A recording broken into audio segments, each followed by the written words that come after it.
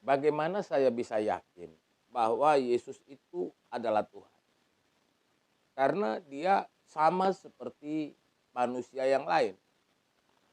Dia hidup seperti manusia yang lain. Memang Yesus itu memperkatakan kebaikan. Bukankah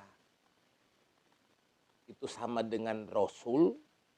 Atau bukankah Yesus itu sama dengan Nabi?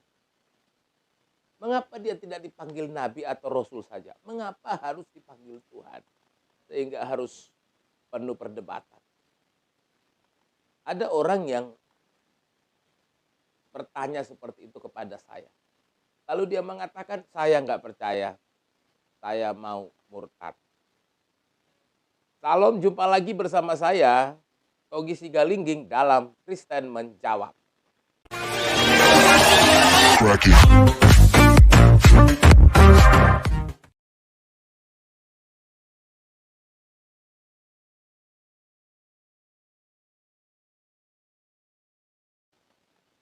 Pertanyaan mengenai ketuhanan Yesus itu selalu menjadi perdebatan panjang bagi orang-orang yang tidak percaya kepada Yesus.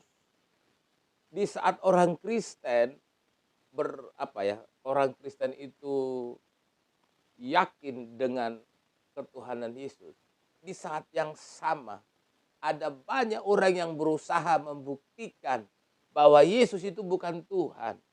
Ada banyak orang yang berusaha membuktikan bahwa Yesus itu manusia biasa. Ya paling banter itu juga paling nabi atau rasul. Dia tidak bisa dikatakan Tuhan. Karena orang itu mengatakan bahwa dia sama kok seperti manusia yang lain. Apa istimewanya Yesus itu dengan nabi? Benarkah bahwa Yesus itu hanya manusia biasa yang sama dengan nabi atau rasul? Kalau kita melihat nabi atau rasul, memang rasul itu kan menyampaikan perintah Allah atau suara Allah. Nabi juga seperti itu. Hanya kalau nabi itu ada di dalam masa perjanjian lama. Kalau perjanjian baru tidak ada lagi memakai kata nabi. Itulah sebabnya sejak zaman Tuhan Yesus tidak ada lagi nabi. Sejak Tuhan Yesus lahir itu tidak ada lagi nabi. Tapi yang ada itu adalah rasul. Lalu kemudian kalau rasul atau nabi menyampaikan suara Tuhan, lalu Yesus lahir menyampaikan suara Tuhan atau suara Allah, mengapa dia bisa dikatakan sebagai Tuhan? Pembuktian bahwa Yesus sebagai Tuhan sebenarnya di dalam Alkitab itu ada banyak sekali ayat yang mengatakan bahwa Yesus itu adalah Tuhan. Saya mau bacakan 2 aja. Karena kalau terlalu banyak juga ya kalau sudah terlalu banyak itu nanti repot kan gitu. Gak selesai-selesai. Saya baca pertama dulu Yohanes 10 ya. Yohanes 10 itu di ayat 28 dan 30.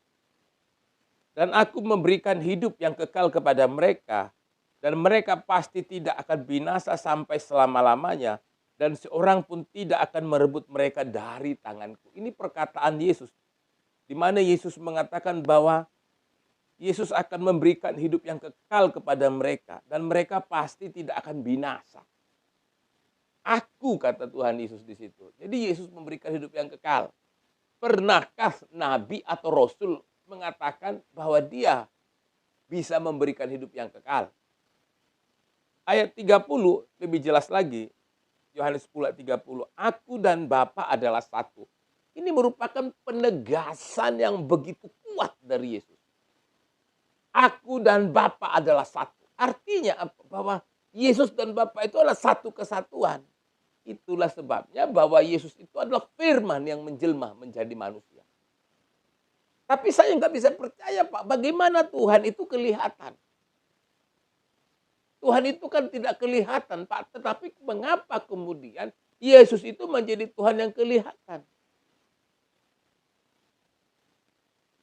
Begini, kalau Tuhan atau kalau Allah bisa menciptakan sesuatu yang kelihatan, menciptakan langit dan bumi, menciptakan tumbuhan, menciptakan manusia, dan lain-lain lah. Kalau Allah bisa menciptakan sesuatu yang kelihatan, pertanyaannya, apakah Allah tidak bisa membuat dirinya kelihatan? Sekali lagi saya ulang, kalau Allah bisa menciptakan sesuatu yang kelihatan, apakah Allah tidak bisa membuat dirinya kelihatan? Kalau Anda mengatakan Allah tidak bisa membuat dirinya kelihatan atau sehingga menjadi tidak kelihatan, di mana kemahakuasaannya?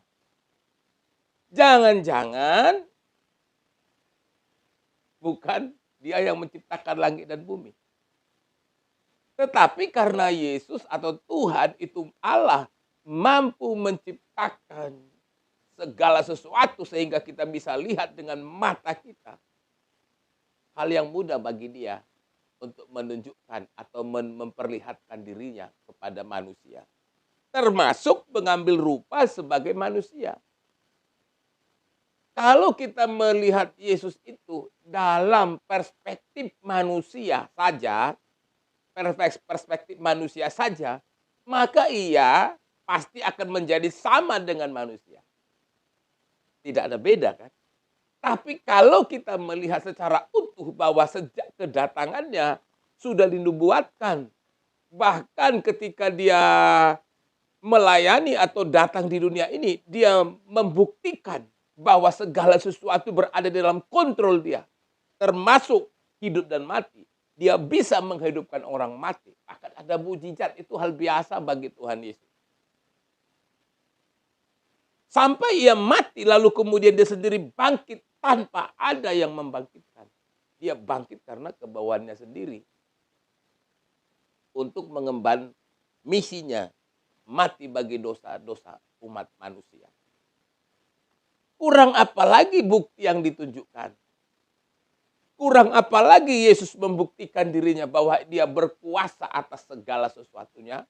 Dan Dia adalah Tuhan. Dan Dia dan Bapa adalah satu. Saya baca satu ayat lagi ya. Dalam Filipi 2 ayat yang ke-10 dan 11. Begini firman Tuhan. Supaya dalam nama Yesus bertekuk lutut segala yang ada di langit dan yang ada di bumi. Dan yang ada di bawah bumi. Dan segala lidah mengaku Yesus Kristus adalah Tuhan. Bagi kemuliaan Allah Bapa. Dan segala lidah akhirnya akan mengaku Yesus adalah Tuhan. Tapi belum semua orang mengaku. Karena belum semua orang mengaku bahwa Yesus itu adalah Tuhan, maka masih ada orang yang berusaha membuktikan bahwa Yesus itu bukan Tuhan. Tetapi di balik semua usaha yang dilakukan untuk membuktikan bahwa Yesus itu bukan Tuhan. Fakta yang tidak bisa dibantahkan adalah Yesus itu Tuhan. Buktinya apa? Dia naik ke sorga.